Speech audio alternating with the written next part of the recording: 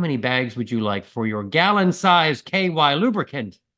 Great ad here. They take a shit behind a tree, but they got to have the fluffy stuff. Well, we all have standards. Vocalist Tony Rolandelli. You got a problem with call Mr. Rolandelli. Take care, make it go away. You can kick and beg and plead us that you're not a gambling man. Go back, Jack, do it again. Pick off that lifelong goal, shitting in a box and mailing it to someone. I'm over 45. I realize I'm no spring chicken. Screw the McGriddle. She deserves safety. Basically, you tell why you have asshole sensitivity, and then you rise triumphantly on a giant toilet. This is the Snaggletooth Extreme Metal Podcast.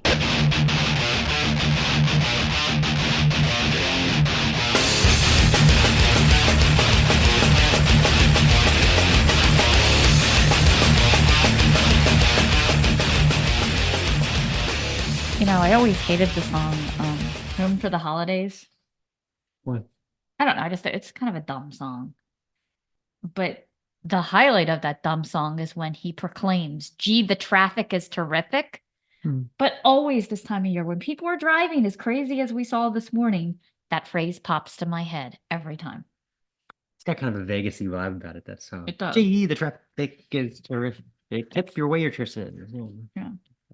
It's by Sammy Snarky and the Lounge Lizards. It is very Lounge Lizardy. Yeah, it is. It's like, I'm here all week, folks. You can just, I remember. I met a man from Tennessee. Is that the one?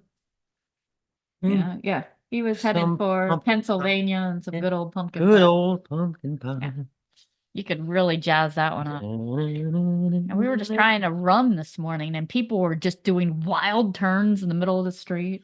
It was like rush hour. I was like, is this 11 o'clock on a Saturday, or am I missing something? It was like, and they do not care. They have got to get to present shopping or Walmart, which I may or may not do later. God help me.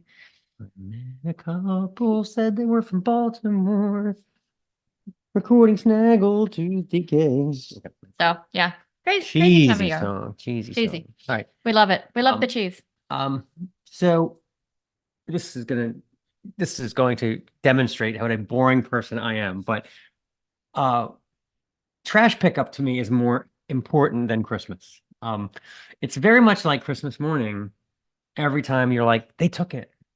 Like when you're our age, this stage of your life, that feeling that they took our unwanted shit away is like probably the greatest feeling you're gonna get. I mean, our personal trash men, they have a little bit of an attitude, If we come home and the trash can is put back completely upside down, we've offended them somehow. It's like the fuck you.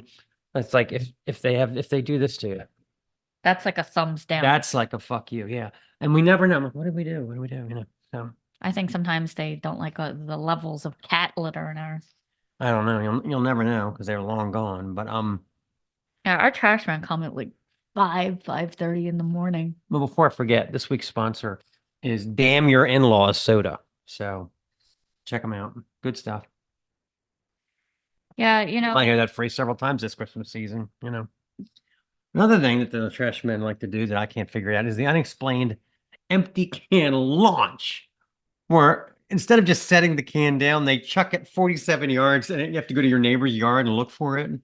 Why are they trying to send a trash can into orbit? I don't understand it. Yeah, I don't know. Maybe it was an overabundance of smelly stuff, or fuck this can. I don't get that. Broken wine glasses from Wednesday night they didn't like. You ever disguise your trash? Oh, yeah. Disguise your trash? Because there are certain things that you should not be putting on the trash truck. But we play the game anyway. That old aquarium, the liner from the waterbed, that really should not go out with the coffee grounds and junk mail. But if we can somehow fit it into the trash bag, create the illusion that it's just nothing to see here, take it away. Take it away. Just throw some discarded trash bag, discarded rags and banana peels on the top, and that completes the disguise. Right. And then you come up from work and you're like, they took it. Christmas morning. Come at us in the comments. Do any of you have people in your neighborhood that have those old steel Oscar the Grouch trash cans from 1962? I'm looking at the people at the top of our street. There's always a few on every block. I imagine that these are the people that still look up their phone numbers in a Rolodex, check the time on their hourglass, and carefully notated with a quill pen, I guess. Yeah, it's like, I'm sure they also have the bombs that are round with the wick sticking out of it. They're old school. They're old school. Yeah. They're not changing. But here's the thing. Is there anything worse than missing trash day? Nothing will jolt you awake in the middle of the night, like that thought that you didn't put that bag of mismatched socks and broken toys and cat poop out by the curb. Or think about it, right? Forgetting your wife's anniversary. Amazon is same day. Problem solved, right? But who's going to come and pick up your trash if you missed the mark? Nobody. Especially in summertime. I think when you got like the remnants of a crab feast or something like that, and it's already been sitting in the hot sun for 3 days, you don't want to miss that trash day. And there's nothing you can do about it. If you're going to put it in your car and go find a dumpster, then you got to make sure you got a liner in your freaking nasty. Yeah. And your car Missing smells like trash garbage day is for like 3 probably days. the biggest dread there is. Yeah, I mean, our trash truck, I don't know about your guys's, but ours has really squeaky brakes. Mhm. And it wakes me up just about every trash morning. That one eye opens. And Yeah. sometimes I hear it coming down our street and I remember that I didn't put it out.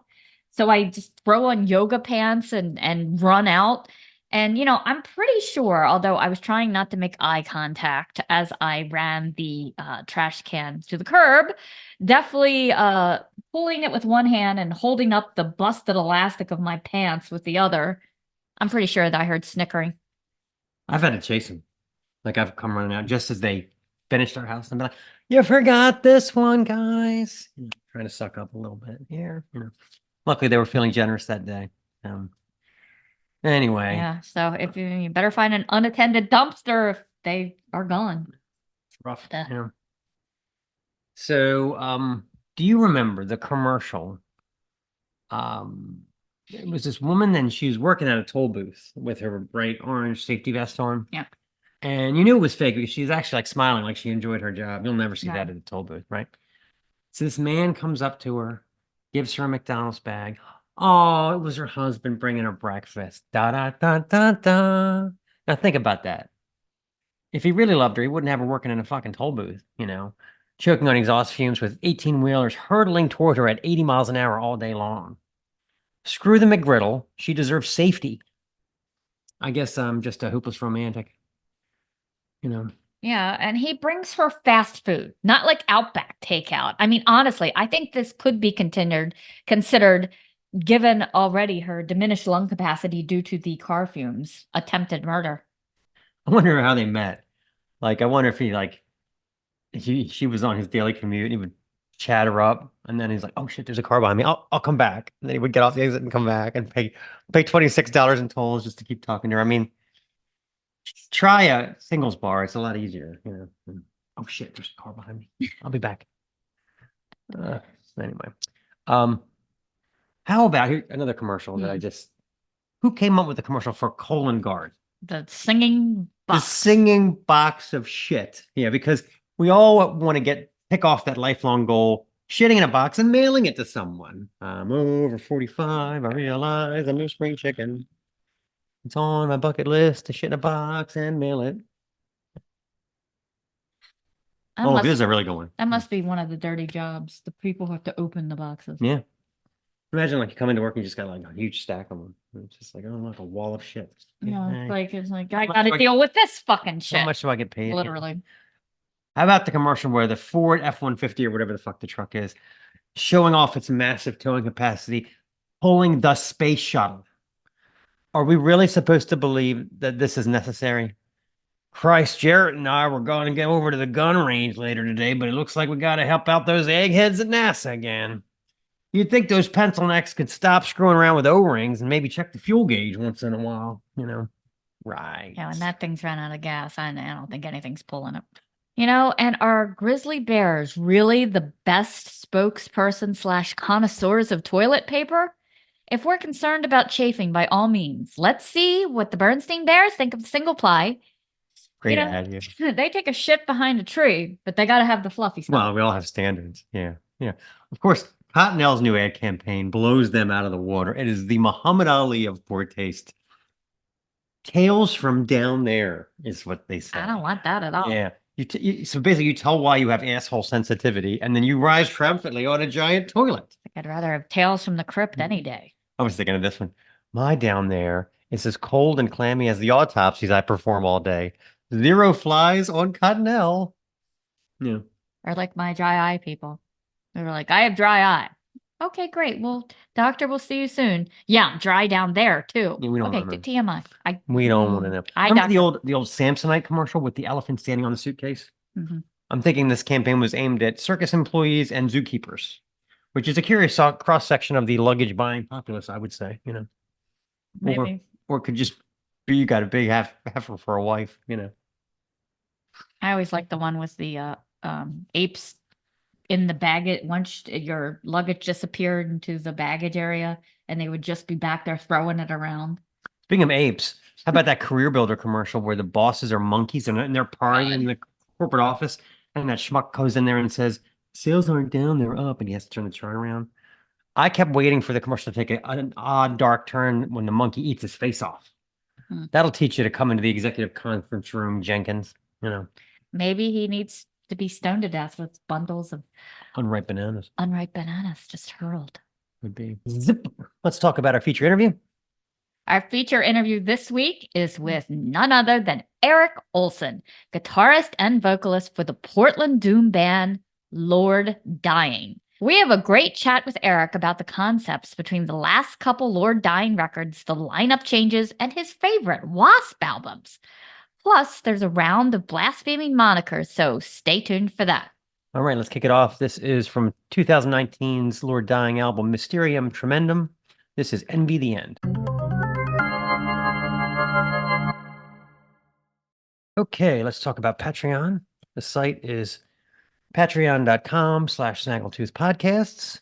I am putting up a review of Primus's Antipop this week. Is it any good? Is it one of their better ones? Is it one of their worst ones? Is it one of the ones you should forget about? We'll just have to log into Patreon and see. Yeah, we got lots of great stuff up there. I will be making my jalapeno poppers for So good. our Sunday night football Ooh, it's date with great. the Ravens. Yeah, so we'll have We gotta football get snacks. some bacon then, yeah. Yeah, I'm hitting the Walmart later. Bacon wrapped jalapeno poppers. Really, Sheer in heaven. the air fryer. Sheer heaven. Yeah. So you can get that recipe and a lot more. I will be doing some holiday tips and tricks. So definitely get on over there. It's $666 a month for unlimited content available only to our patrons. Absolutely. So okay. Let's talk about PTO hose. So I used to work for this company based out of Paris, France. I can't tell you the name of the company because that would be indiscreet. Sephora. Anyway, they had a very different idea of on vacation than we do. And in Europe in general, but especially France, right? So I actually got the best out of office I've ever seen from this guy. He was one of the higher ups in Paris. This was like early April, I think. Thanks for your mail. I will be out of the office until 5 June. I will not be checking any mail sent during that time. If you've received this message, you'll have to retransmit your mail after my return on 5 June for a response. Wow, he's not digging back through old There's no messages. digging back. That's the only time I ever saw that. And I told my boss that. My boss is from Italy, and he just goes, "The fucking French." But anyway, that was pretty obnoxious. In the US, it's a little different. We tell people, look, I'm getting my gallbladder removed tomorrow, but I should be lucid later in the afternoon if you need to have a conference call. I just gave birth. Give me 15 minutes and I'll log in. A little different, yeah. I remember this sales rep that worked for this German vendor I used to use. I can't tell you who their name is because that would be indiscreet. DB Schenker. Anyway, so she told me that she was so excited. We were having lunch one time because this year she qualifies for 6 weeks of paid vacation, not just 5 like all the other veteran servants. I mean, God. she was special. What do you do with 6 weeks of vacation? I think I could actually become an astrophysicist if you gave me about a month to study, or I could paddle to Sardinia and back, something like that. Maybe What the hell would you do with all that Maybe stuff? just get involved in arts and crafts and do it yourself. Maybe repaint your house. And why stop there? I mean, maybe the neighborhood. And maybe you have time for a couple of murals and an AA degree. I'm out for like 3 days. I have a shit show to come back to. So no, thank you. Can't do it. So, oh, this is about your office. Oh, at our office, everyone calls out so often. The question is that awkward moment when the person who has 10 hours in for a 40-hour work week and kind of has noticed this on their time card. They come up behind the boss lady and kind of shift from foot to foot, getting up the nerve to ask if they have any.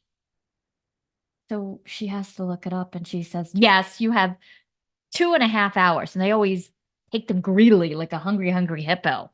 What, do they like leave early or something? They just, or they don't come in, or, they're sick all week, or.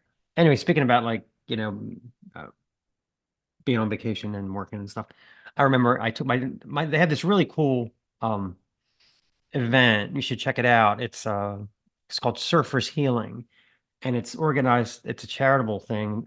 These professional surfers from like California and Hawaii and stuff, they travel around from beach to beach, and it's for autistic kids. They take them on the back of their surfboards so that the autistic kids can feel what it's like to surf.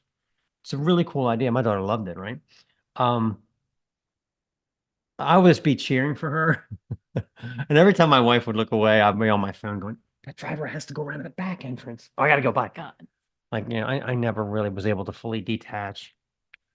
Oh, God. One time I had this work-related call I got dragged into while I think we were going to Disney or something. I was in Florida with the kids. And it was like something went haywire and somebody set up a call. And I was like, I'll never forget this. The family is sitting in the car in the AC. I said, just wait here. I'm going to go over here and have the call. Just take 5 minutes, right? I walk over, dial into the meeting. Suddenly, I have shooting pains in my feet. God. I look down. I'm standing in a nest of fire ants. That's exactly when I was supposed to speak. Marshman, are you there? Meanwhile, I'm running in a circle, like my feet are on fire. Ow, ow, ow, ow. Yeah. That It's happened great to me timing. at Rob's wedding because we had to do that march in and the parade. Not fire ants, though. They hurt. I don't know what they were, but I had taken my shoes off because the path was so rocky. Oh, you walked through something. And all of a sudden I was like, ow, ow, ow. Hmm. I'm trying to do the dance. If you guys have ever been on our TikTok, you should look up that graphic. It's called Mark versus the self-checkout. It's pretty funny stuff. But the inspiration for it is actually, excuse me, the inspiration for it is actually the self-checkout at the Harris Theater by my office, because when you scan something, it loudly proclaims what your item is. Oh my God. Place your extra strength preparation H in the bag. Please remove your syphilis medication from the bag. How many bags would you like for your gallon-sized KY lubricant? I mean, it's gonna get some weird looks here from people. No. Anyway, so why don't we play a song? Why don't you introduce it? This is from the new Lord Dying record, Clandestine Transcendence. This is The Endless Road Home.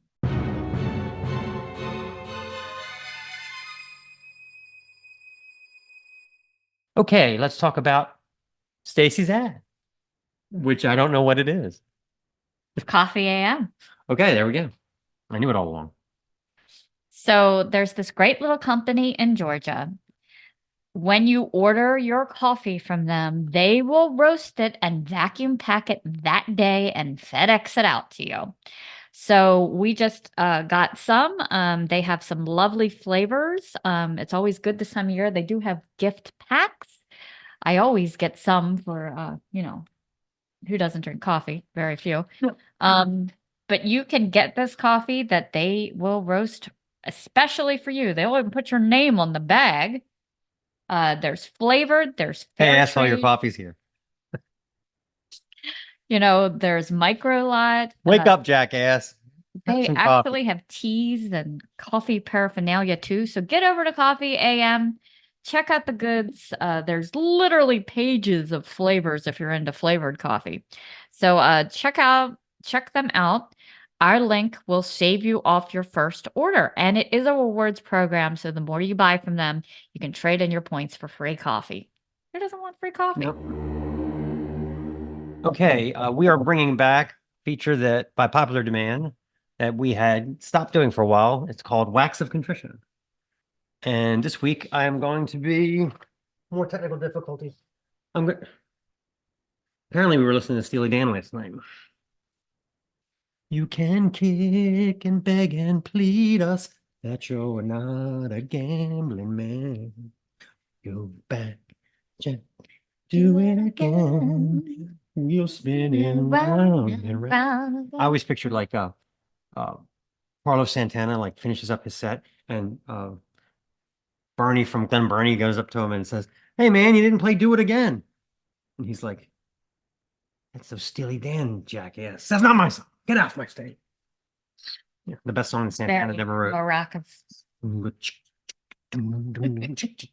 Anyway, that's not it. not what we're featuring. We're actually featuring Deceased's. What album are we're featuring Deceased's 1995 record, The Blueprints for Madness. Take it away. Deceased were the masters of honing their craft. After a slew of cassette demos that go all the way back to the mid-'80s and the brawny 1991 debut, Luck of the Corpse, which I believe was Relapse catalog number 001. Damn your in-laws. Then 2 more cassette demos. It was time for a disc of brandy new material from Lord Doomstone and his posse of blasphemers. Fans of later Deceased records may find this one a little bit more in the realm of raw death metal, but even so, there are plenty of twists and turns from a tempo standpoint. Fowley's love for ELP possibly coming through in spots. He likes Tarkus. At the time, Is one Tarkus. of the only drumming vocalists in the genre. Deceased is already establishing their slightly long-winded style with quite a few cuts hovering around the 6-minute mark. Lyrically, it runs the full gamut from lake zombies to UFOs to alternate dimensions to, well, of course, cemeteries. Even the odd horror movie sample gets thrown in the mix from time to time. Okay, let's play a song from Deceased. This is The Triangle.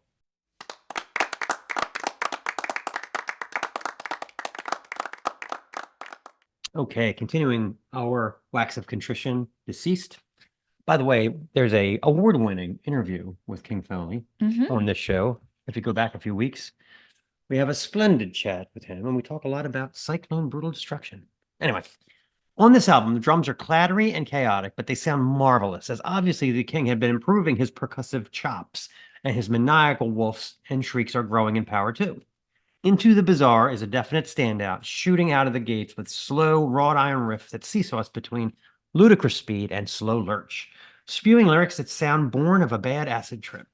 It's an album full of great riffs and impressive solos with a really knife-like rhythm tone from guitarist Mark Adams and newcomer guitarist Mike Smith. I'm not sure if the band ever tops the opener. We're going to play it for you in a minute. Morbid Shape in Black, mainly due to the dizzying percussive performance from King Foley. I'm not one to disagree with the Autopsy comparisons, but the wild rolls and syncopated vocals remind me a lot of Dark Throne's Goat Lord album, which I've also featured on this show. So, at any rate, this may be Deceased at their techiest, but it's still a morbid and captivating listen. Long live the Virginia Death Machine. So let's play a song. This is, as forementioned, Morbid Shape in Black.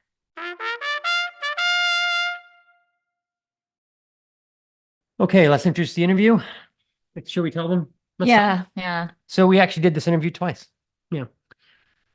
We interviewed Erik a couple weeks ago. Everything went fine. It was a really good interview, and then my laptop fried itself. So we had to get a new laptop, and we lost that interview. And he's such a sport. He did the whole thing again and answered all the questions all over again. What a guy. Very cool. I will tell you, this music is great. Their t-shirts are great. I was so thankful I bought a Lord Dying t-shirt. It's not here yet. I saw that. It's not here yet. Yeah, it's not here yet. But anyway, he was great to do this once He appears again. very Thor-like in this interview. You'll like it. So really been enjoying Clandestine Transcendence, loving it. Thank you. Love the juxtaposition of the names. It almost seems like an oxymoron. It's clandestine, hidden evil, but transcendence is like a godly thing. How'd you put those two things together? Yeah, it's about like well, that title really has more to do with the narrative of the concept of the record, with the dreamer getting his wish to die and wanting to do it secretively. On the surface, but it means more to us, I think. It's just about like really becoming whatever you want and not caring about what other people think. Yeah, I like the juxtaposition of the two. It's really Yeah, really cool. clever. Yeah. Thank you. And I had to really think about it. I'm like, wait a minute. Yeah, that's always a Cool. good thing. Yeah. So originally, way back at the beginning, what brought you guys together as a band? Oh, yeah. The other guitar player and I, Chris, we've been playing in bands together since we were kids, like 30 years or so. And we wanted to start another band in Portland. We kind of had some time. I had a band in Portland prior to that, and he had just moved here and wanted to start one. So we started Lord Dying, and the rest is history. Yeah. That was like late 2009. And where did you get the name from? Is that I was trying to search it to see if it was a figure or like villain.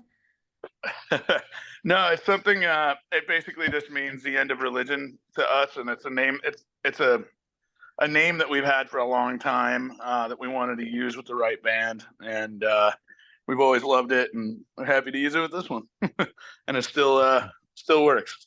It seemed like there was a shift in sound from Poison Altars and Some in the Faithless to Mysterium Tremendum, adding in more elements like clean vocals and melodic guitar parts and stuff. What brought that about?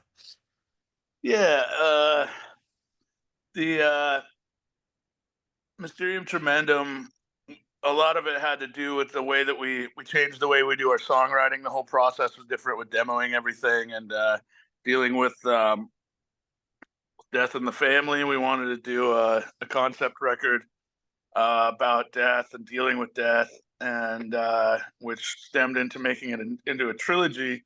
That's the new one, is the second part of that. And we wanted to make a record that was different than the first two without having any boundaries and not really wanting to make it sound like any one certain style. We always wanted to take everything song by song and see where it went. Yeah. I like it. So who came up with the concept of the dreamer? I was trying to figure out in some of your videos if one of them was the dreamer. But if you have like an idea if it's male, female, what they might look like? I think it's more just like a consciousness, and it's not really a sex it's not necessarily male or female.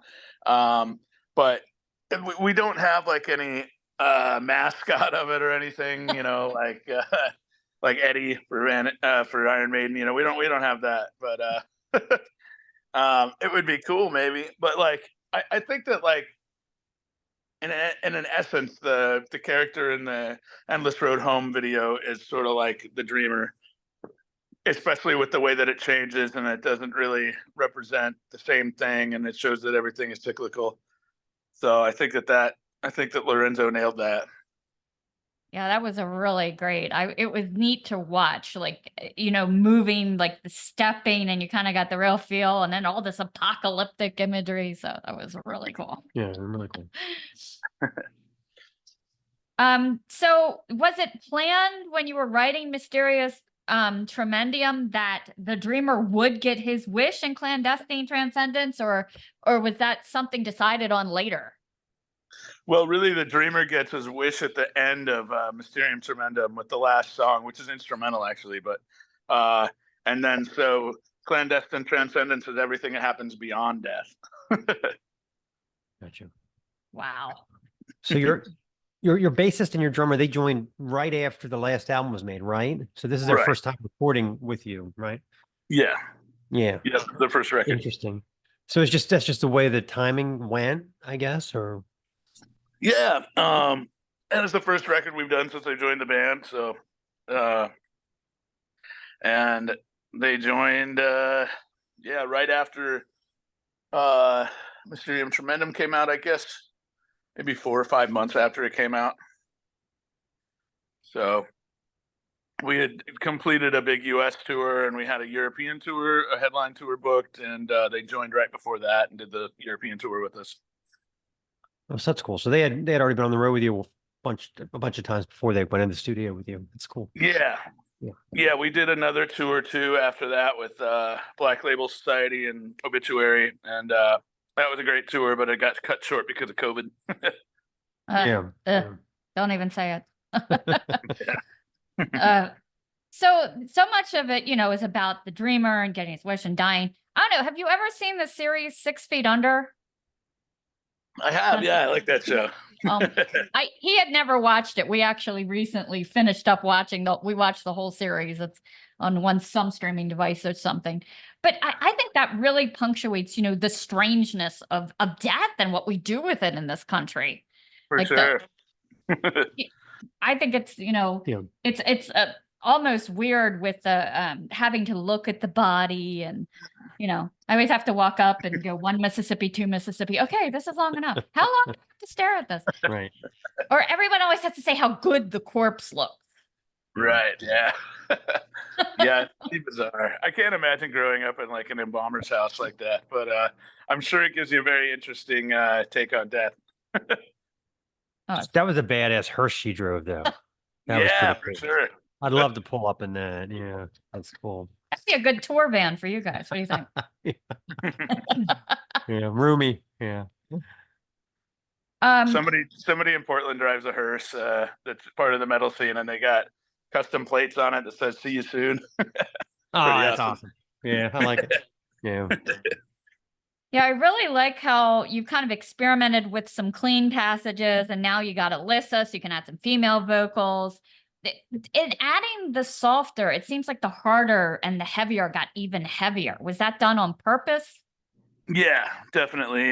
We wanted all the extreme parts to be more extreme, and we wanted to also make all the pretty parts even more grandiose. So, just trying to push ourselves in harder in every direction, which I feel like we did, and that was something we tried at first with Mysterium Tremendum, and then we felt like we had to top that too and go even harder. How was it working with Kurt Ballou? It was great. Yeah, Kurt's awesome. Such a great producer. Really easy to get along with too. Really nice dude. It was a pleasure to record with him. I think we'll do another record with him probably next. Yeah, he's awesome. Can't have enough good things to say about Kurt. What was there any like one eureka thing that you can think of that he came up with where you were like, wow, I never thought to do it that way before? Yeah, I mean, I feel like he did a lot of stuff with vocals and guitars. Some of the guitar stuff that like he builds pedals, and he also builds guitars and basses, and so we had a lot of stuff to use, and he sells those things too, and they're all amazing. But we had so much stuff to experiment with, and he had like this box that sort of vibrated and created a noise along the same tone of what was the music that was playing, and it just created this atmosphere behind everything, and we used that a bit too. That was really cool. Wow, that's so cool. Yeah. Yeah, you guys did a great job of really, really pushing things and changing things up. We were talking about A Bond Broken by Death, which was the biggest departure we felt like, on the album. We almost said it was like some kind of Hammers of Misfortune, wildness to it. It's such a wild ride. What inspired that song to bring in so many different changes? Yeah, that was part of that was some of the first music we wrote for it, and it was all like one continuous piece, and we broke it up, and it's the first stuff that was written after Mysterium Tremendum, and the beginning part of it was the instrumental track that happens before it, and it goes right into Bond Broken by Death, and we wanted to have, I don't really know exactly, I think that we were still kind of fresh off of writing from Mysterium Tremendum when we wrote some of that, so it's like got maybe the guitars are a little bit more sparkly, or I don't know what the right term is for it, but then it does shift and change, and we wrote that over time. So it's kind of the beginning riff that was written after Mysterium, but then we pieced the rest of it together over time, and I think it changed a bit, and it got, I don't know, like, yeah, I could see Hammers of Misfortune, I could see like almost like Soundgarden moments or something. Yeah, yeah. But it's we were pretty happy with it. We grew up in the '90s, so we're like, yeah, that's what these sound like, bands that we reminded us of in the '90s. Yeah. So Yeah, you got a lot of vinyl behind you. Is there any particular piece that you're most proud of? Like, what's some of your most collectibles?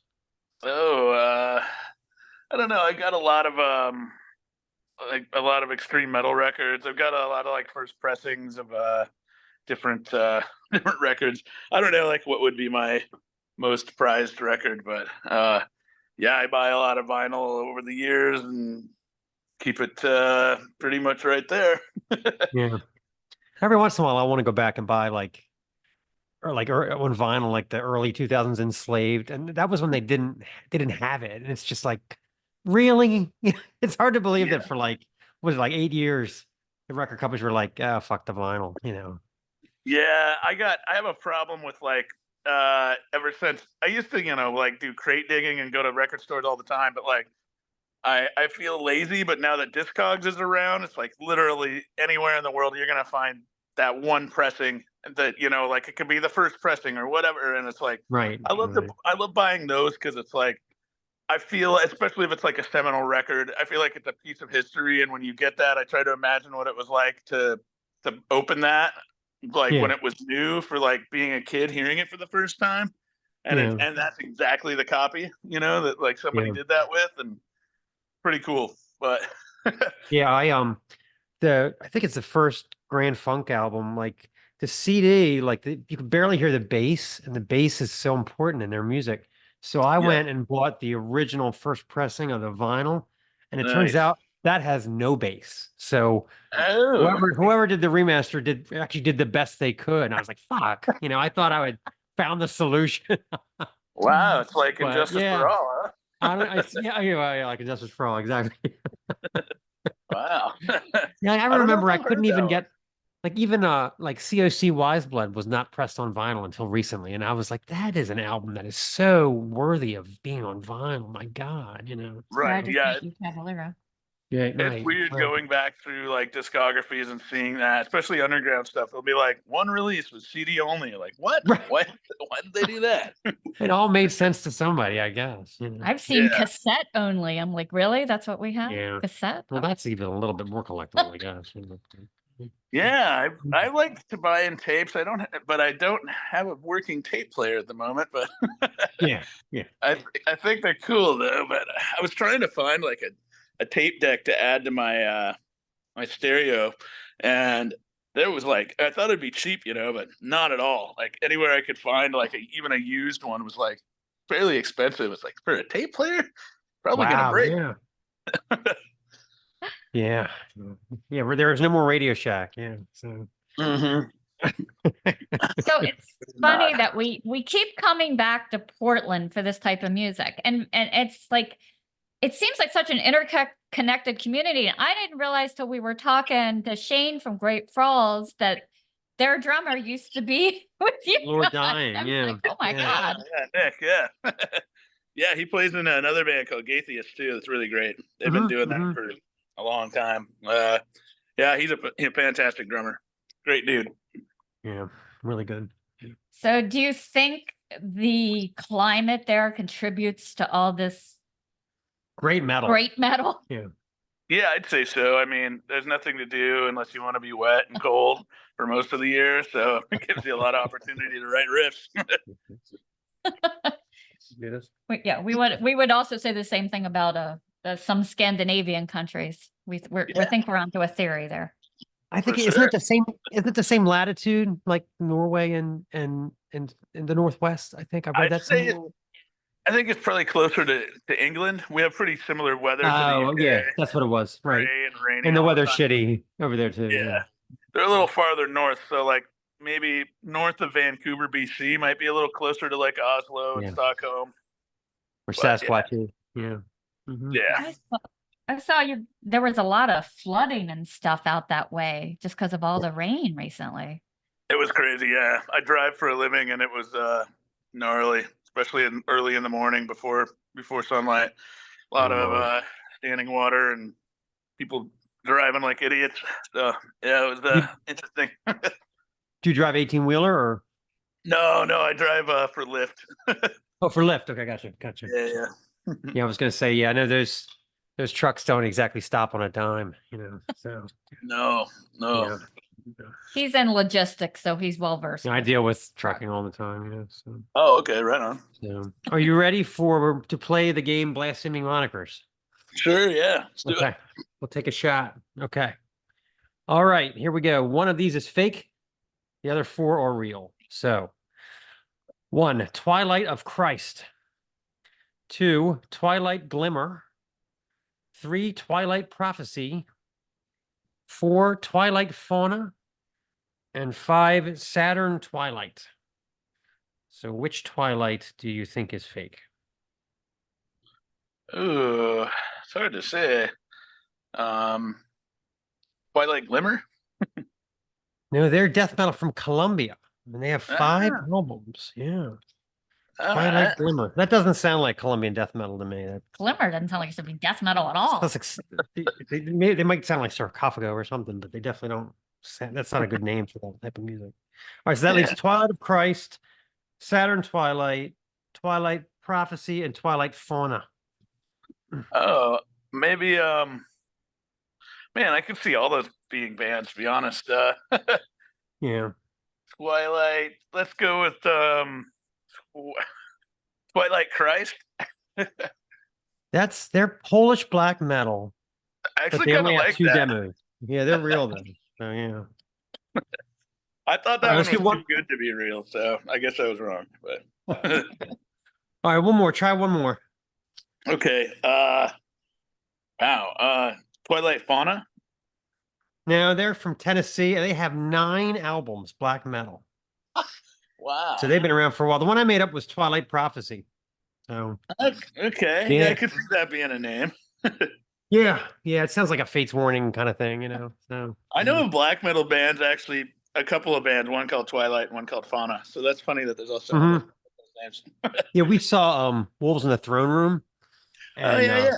they definitely bring that black metal from the woods thing. I mean, they even had incense burning and that huge Yep. drum kit. I mean, they were never like my band, but after seeing them live, they totally converted me. I mean, they are amazing. Yeah. They're great live for sure. Yeah. I haven't seen them in a while. I saw them a lot, like 2007, 2008. But I like the last record and that tour. We were on tour at the time, but I wanted to see that tour they just did with Yeah. with Oaks and Black Braid. Is that the one you That's saw? the one we went to. Yeah. Yeah. It was great. Yeah. It took me a while to get into the bands that like, they're not this is a cool riff kind of band. They're like sit back for 9 minutes and then you'll be floored, and it took me a while to get into that kind of black metal, but now I love it. So Yeah. It's an experience and a journey through their songs. definitely. Yeah. So I know I wanted to pick your brain about the video for I Am Everything, I Am Nothing. Mhm. With the blinded person and the giant kind of squid thing, I was like, what is this symbolizing? Yeah. Oh yeah. With the spider warning in the beginning Yeah. about arachnophobia. Yeah. It's supposed to be that wasn't like our idea, but I believe it's supposed to be Lovecraft and Okay. Ah, the giant like thing with tentacles is the the thing that could not be. Oh, right. Yeah. All the Lovecraft had tentacles. Yeah. Yeah. The ancient one. Exactly. so you just completed a European tour recently. I heard they feed you really well there. Is that true? Yes, the catering is always amazing. No, we didn't. We were there for like a month, and I don't think we had to buy like a single meal the whole time. It's like Oh, that's even cool. like when you get there in the morning, breakfast is ready, lunch, dinner, everything. Yeah. That's cool. What was your favorite kind of food? Oh, we had a lot of good stuff. Yeah, it's hard to say. Uh, yeah, I wish the other guys were here because they would be able to. We talked about it on tour, and I can't even remember now. But like, I'm sure it all kind of blurs together after a Yeah. while. for Yeah, we were sure, talking. yeah. I We would just say we it was all good. They don't like we've done a lot of like U.S. tours before where we have dinner like in the in the rider, and then like it ends up being like some spaghettios or like a little Caesar's pizza or something, and you're like, oh Right. man, come on. Like Yeah. there's never Yeah. anything like that over there though. That's cool. Yeah, we interviewed Jacob from Mercenary, and he said the worst food he ever was had to eat when he was on tour was like in Asia was scorpions, fried scorpions. And he Whoa. said that he like they were very juicy and they kind of explode in your mouth and stuff. Wow. Yeah, that sounds really gross. Yeah, exactly. Really gross. I think he said it was in Vietnam or something or whatever. Yeah, so really gross. Yeah. And of course, they're really reserved over there. So he wasn't going to say, this is awful, you know? Yeah, he's a very polite Right. Danish person. So yeah. Yeah, this is Yeah. really good. So are you have any tour plans to support the new album coming up yet? And maybe do you have any idea what a list might be like? Yeah. Yeah, we definitely plan a tour on it. We'll do US and we'll do Europe again. We want to do support, and then we also want to do headline before the end of the album cycle. I think that the plan is to do at least half of the set will be all new stuff, and then kind of disperse the rest of the set throughout the other 3 records. But for the most part, it'll all be new stuff. So we're That's looking cool. forward to it. It's cool Yeah, well, stuff. hopefully we'll get you over this way on the East Coast. Yeah, for sure. So I like your shirt. What's the best W.A.S.P album? Oh man.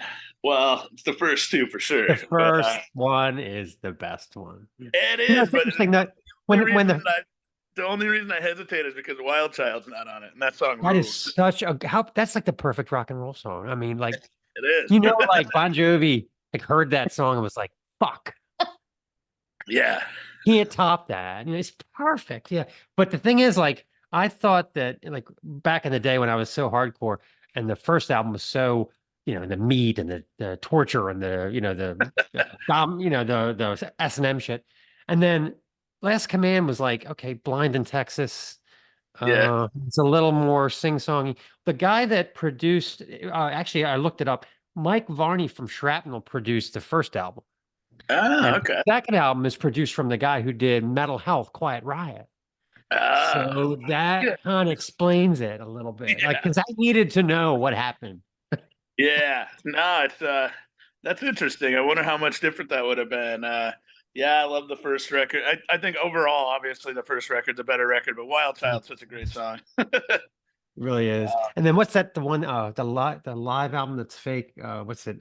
Live in the Raw. And it's got the Manimal on it, and that's not on anything else. Like what? And 9 to 5 Nasty. Like there's songs on there that are so great that should have been on the studio albums, and they're not. It's just I don't know. I don't understand some of the decisions that were made back then. So. I don't know. I think it's crazy though, especially with that first record, that they were a hair metal band because it's so much darker and gnarlier than the rest of all those bands. But also somehow totally fits right in there. It's like it's perfect. Yeah. I was like Mr. Shout at the Devil, like when I was like 15. And this friend of mine, he brought me that W.A.S.P album. He goes, You're gonna love this. If you like Shout at the Devil, this destroys it. And I was like, bring it on. And he was right. I mean, yeah. That's a great record. Crazy. Yeah. Anyway, well, this has been great. Yeah. Well, we look forward. This is going to be a huge release. I can tell already. Yeah, it's great. Really, really good. With like the subject matter, has anyone come up to you and said, "Hey, you helped me through a hard time," or emailed you about it? We have. There was with the last record. There was a guy that said that to us in Reno, and he became friends with us, and he's a big fan, and he's awesome. So it's been cool. I love that. I love that scene, the bonus disc from the Big Four Live, where they're outside and they're hugging there's I think they're in Russia or something, or one of those Russian type adjacent countries. And the guy Mhm. comes up to Tom Araya and he can't even talk. He just cries because he can't believe he's meeting. And Tom Araya just hugs him and goes, "I know, dude. I know." It's so Yeah, awesome. It's like the power of music, so cool. yeah, that's awesome. It's so awesome. Who does your great T-shirt designs? I think I'm gonna have to have. Oh my God, they're so awesome. Yeah, they are really cool. I love all the skulls and the snakes. And oh, it's great. Yeah, we've had lots of different artists. We had like the most recent one was a guy named John Dix. He's a tattoo artist from Barcelona. He did one of the most recent ones, and then another tattoo artist from Austin, Texas, named Zach, did the face melt shirt. Other than that, there's a local guy that's done a few shirts for us. His name's Matt Steiker. He's a great artist. He also plays in a really good band called Drouth.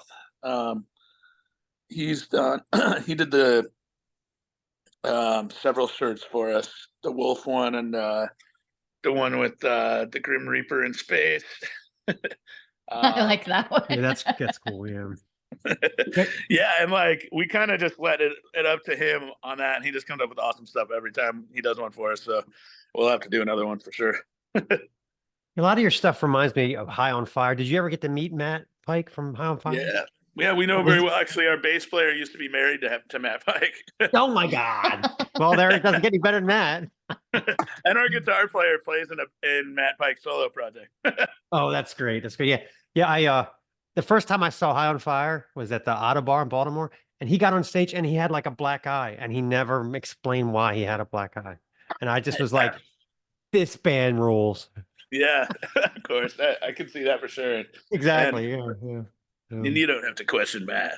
No, never. Yeah, and this was back when they first were. He was really young back then, so I was just like, "Wow, now I'm totally sold." Yeah. So. Yeah, he's the real deal for sure.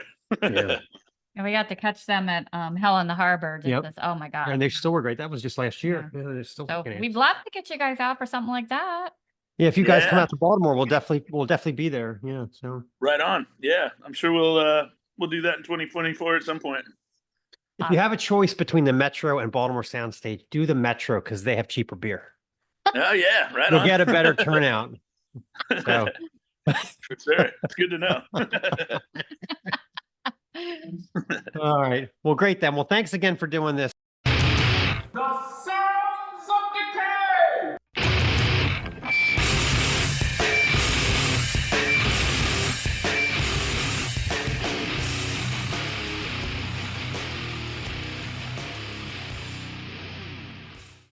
Okay, Sounds of Decay 1 is Spectral Voices' new album, Sparagmos.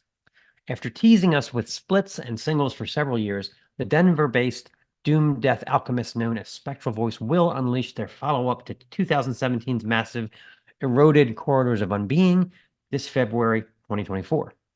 Thank the Dark Lords, I had begun to fear that they had morphed into just a Blood Incantation side project. Produced by Wonderkin engineer Arthur Risk, who, by the way, is also in Summerlands and Eternal Champion, besides being a producer. Those are two kick-ass bands. The new record, Sparagmos, which is ancient Greek for rendering or tearing apart, is 4 titanic tracks over 45 minutes. Call it rotten funeral doom, putrid death metal, whatever. This is music for checking every inch of a 25-foot string of Christmas lights for a short, or removing the pits from a bushel full of cherries by hand. It's slow drip creep as opposed to, gee, what a great riff death metal.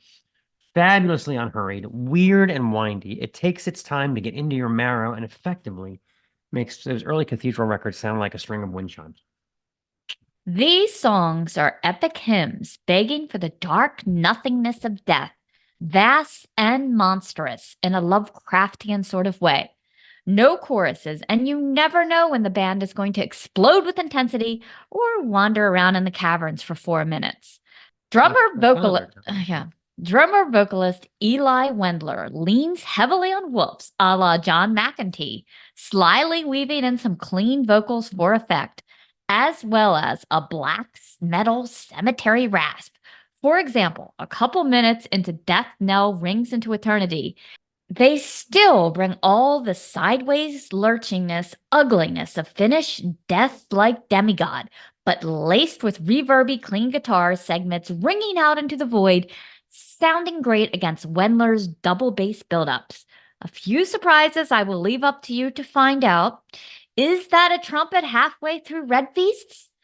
But one look at that fantastic Death in the Woods artwork and the true connoisseurs should be salivating to hear this thing. Grab a beverage of choice, turn out the lights, and lose yourself in the psychotic labyrinth of sound that is Spectral Voice. Okay, let's play a song. Check this out. Album drops in February. This is Red Feast condensed into one.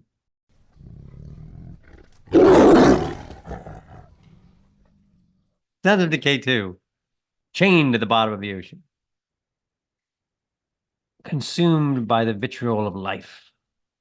Less than a year after dragging us to the glorious depths with Obsession Destruction, our anonymous For Thou aficionados from Springfield, Mass. Return, offering 3 more doomy scoops of splendidly crafted hunks of despair, toxic relationships, and shattered hearts consumed by the vitriol of life. The first track, Withered Halo Around My Neck, starts with a short feedback squall before hell is unleashed as pummeling drums and the dry, husky vocals jump in at once. Vitriol is defined as cruel and bitter criticism. You can hear it in the choppy vocal croaks that our vehemently anonymous vocalist has definitely been a victim of this for quite an extended period. Guitar riffs are thick and chuggy as a rolling cement truck with occasional melodic nods. This one actually speeds to a slow mid-pace as riffs chug along with drums lumbering on, dictating the beat.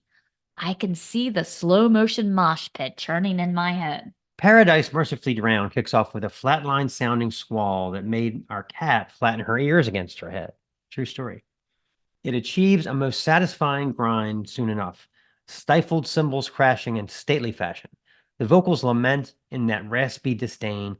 I'm in a car crash. You're a victim falling in reverse. I'm a lost cause. You're a living curse. That's lovely. Then otherworldly moans come in that would make Jacob Marley proud. Guitar work gonging along like a funeral bell. Drums forcing the march over broken hearts and rock clouds gathering into a perfect storm. The last offering, crafted to doomy perfection, is echoing through the empty chambers. The guitar squalls at random intervals, growing longer in length, putting exclamation points on the anguish. The noise is full of pain and is glorious and quite cathartic as the vocals continue to strike like an axe. The track fades into pure noise and static that are as muddy as the blurry, shadowy, incognito band pictures.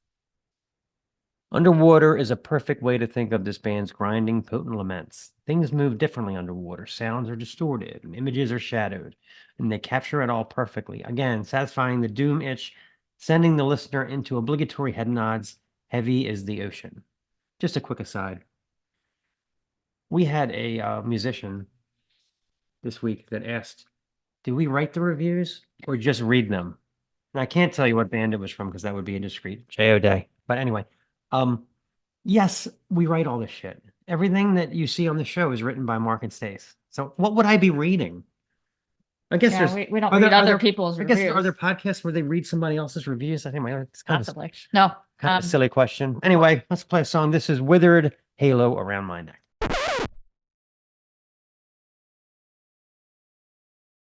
We are down to Sounds of Decay 3. This is Almost Dead. Destruction is all we know. For all the witch in the woods, high concept art, and death metal exploring existentialism in the cosmos, it's nice once in a while to get an album that just wants to kick you in the face for 45 minutes. The appropriately titled Destruction is All We Know is album number Cease for this Bay Area 4-piece. See what she did there? This is bruising, beat-down metal, never more than a minute away from the mosh pit, straddling the line between groove and thrash, and not afraid to throw in a guitar or a blast beat from time to time, just to keep things interesting. These guys have played shows with everyone from Blaze Bayley to the Dickies, and it sounds like it. Drummer Ryan Glick dials up a strong, punchy snare tone that bolsters the band riff frenzy style significantly. Almost Dead is the soundtrack to weightlifting, highway speeding, or working over your ex's vehicle with a sledgehammer. Guitars chug viciously, twin leads swell, stormy breakdowns erupt, and percussive violin explodes multiple times in each song. Yeah, don't be fooled by the moody keyboards in the background during the opener, Warheads in the Sky. That's the one we're going to play for you in a minute. This is no mood metal experience. There's a sense of urgency, a take you out with this riff kind of vibe that reminds me, actually, I don't think I felt this way about an album since Exodus came out with Tempo of the Damned in the early 2000s. Vocalist Tony Rolandelli. You got a problem with call Mr. Rolandelli. Take care, make it go away. I did that anyway. Vocalist Tony Rolandelli surfs between hardcore informed shriek and guttural bark. If you want riffs, you got them, particularly in the Gatling Gun Stormer, Commandments of Coercion, or the show-stopping closer, Where Sinners Cry. We're not curing cancer with this stuff, but metal fans that can equally appreciate Death Angel and Dying Fetus should find themselves grinning from ear to ear as they destroy their furniture to this stuff. A tour with these guys and like maybe Insight, that would be a wise investment as long as the venue has a good insurance policy. You know. Toxic masculinity at its finest. This is Warheads in the Sky.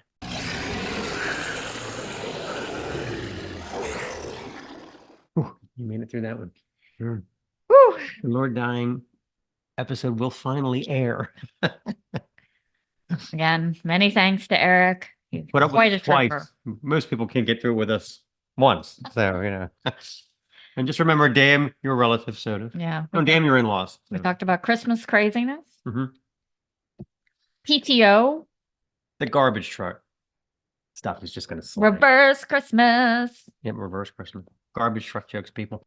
This has been the Snaggletooth Decay Extreme Music Podcast. Special thanks to Erik from Lord Dying for appearing on the show twice. Snaggletooth theme by Gustav Eward of Defleshed. Sounds of Decay theme is Steve Rathbone of Lair of the Minotaur. Season 3 artwork by KC Angel. Decay bands this week, check them out. Spectral Voice, Almost Dead, and Chained to the Bottom of the Ocean. All content 2023, the Snaggletooth Decay Extreme Music Podcast. It's beginning to look a lot like Yule time. God, ho, ho, ho. This is the Snaggletooth Extreme Metal Podcast.